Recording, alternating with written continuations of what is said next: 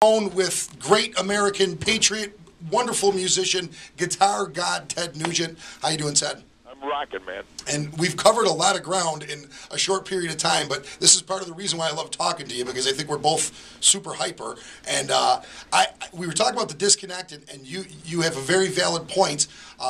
We've really got to make sure that we the people, communicate our message first of all to the closest people to us, to our families, to our kids, to let them know. And I do think it's amazing that someone like yourself, but I really believe it goes down to your lifestyle and the way that makes you, that you can take all the information, and you're into it more than most people, obviously, and still write a positive song like I Still Believe, and have something positive out of it, saying, yeah, I know there's a bunch of nonsense going on, but this is what I believe. I believe America is still great and will be great.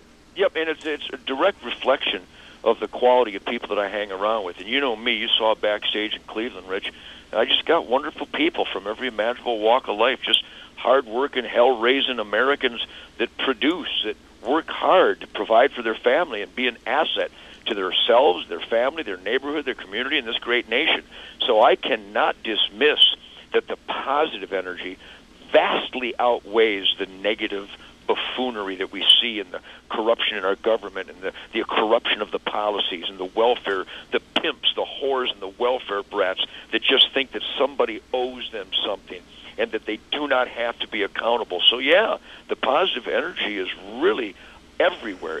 I've played in, 40 states already this year, and I've been doing this since the 1960s.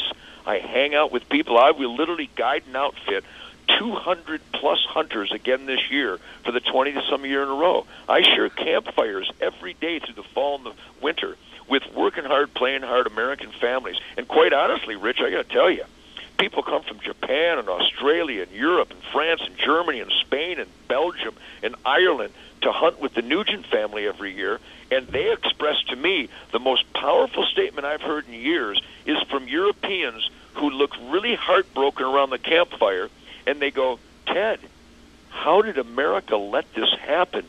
We always look to America as this tough, rugged, individual, freedom country where you wouldn't take any crap from your politicians like we have everywhere else in the world. How come you're taking this crap now? So it's really obvious, more so, I think, Rich, to people outside America than a lot of Americans. So it's our job to communicate with our own family members, our people at work, at school, at church. We don't talk about the important things. And when we see a corrupt mayor, how in God's name does Marion Barry get reelected? Exactly. Are you kidding me? Exactly.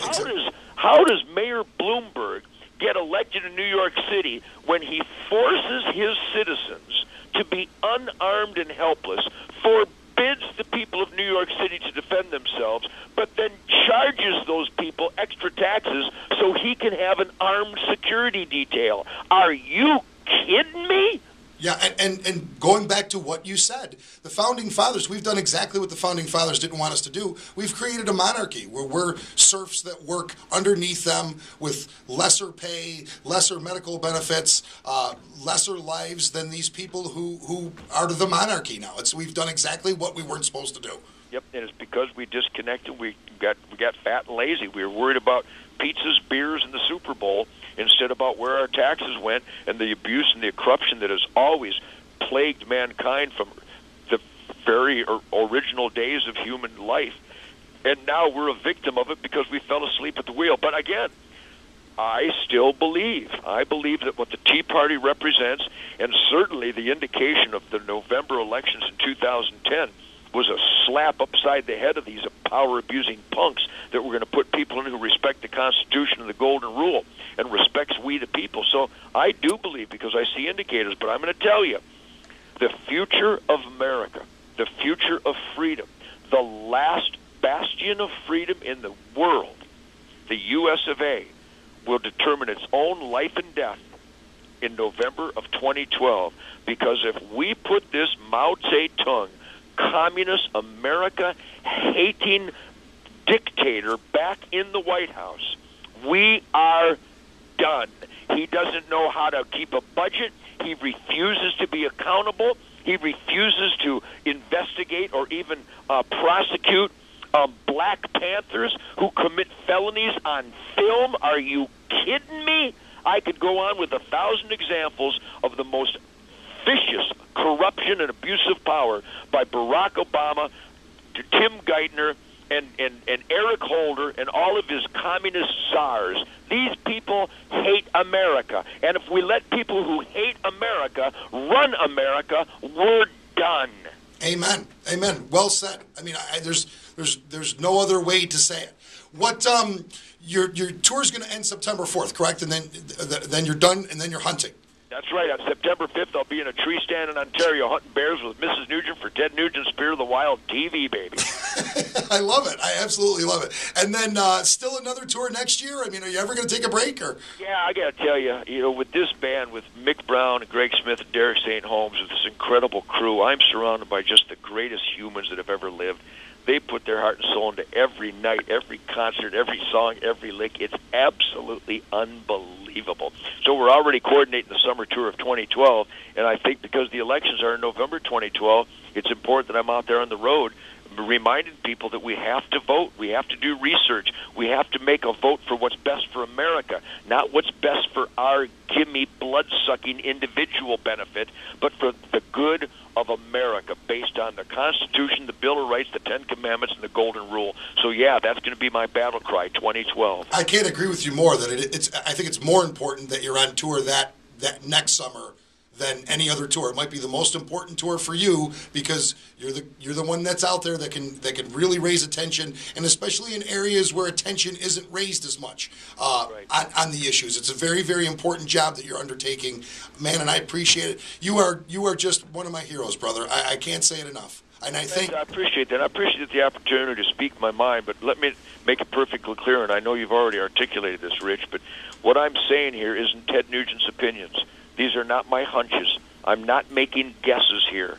I represent the heart and soul and the pulse of working hard, playing hard America who busts their ass to be the best that they can be. So when I speak, I'm speaking for those people who get up early, work really hard, and then get to bed at night so they can start over again tomorrow. That's who I represent, and I couldn't be more proud.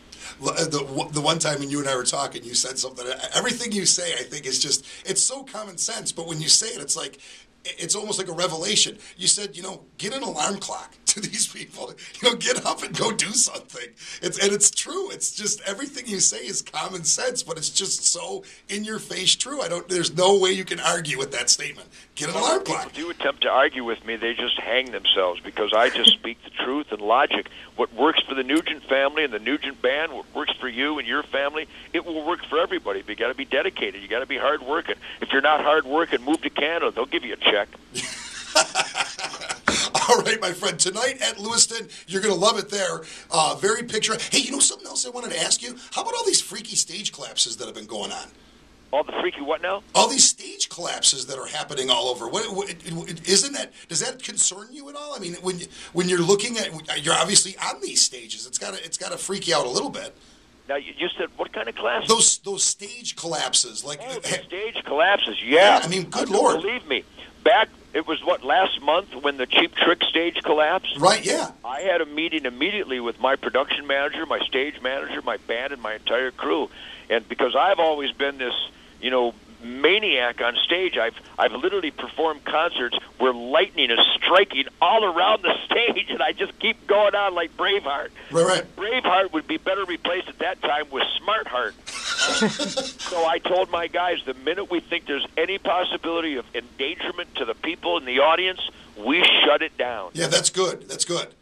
That's really good. I don't know why. I don't know if it's just we've had a string of crazy weather, or if we've had I find it hard to believe that they're inept putting up these stages, but things have changed a lot with staging, and not to get technical, but there's a lot of more stuff flown off a stage now than there used to be off the ceiling of the stage with line array speakers and really intense lighting. I wonder if that has anything to do with the issues there. I think the ones that have really been tragic, Indianapolis and the Cheap Trick one last month, I think that was just coincidental that a unique weather system came with little or no warning.